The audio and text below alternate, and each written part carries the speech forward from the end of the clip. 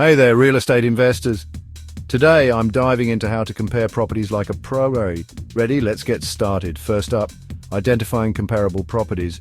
Choose properties with similar characteristics. Think age, size, unit mix, and location.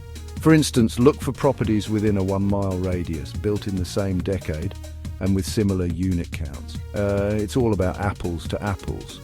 Next, look at comparable amenities. If your target property has a pool, fitness center, and in-unit laundry, find properties with these features. This gives you a solid benchmark. Now let's talk data collection. Gather rental rate data from sites like apartments.com, Zillow, or CoStar.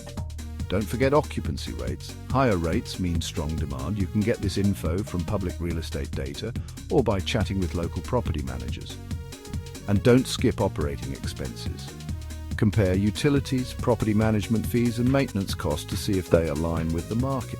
Moving on to market positioning. Evaluate amenities of comparable properties. If others have features your property lacks, like a gym or upgraded kitchens, consider adding them. Check rent growth potential. If your rents are below market, there might be room to increase them or make value-add improvements. Position your property within the competitive landscape.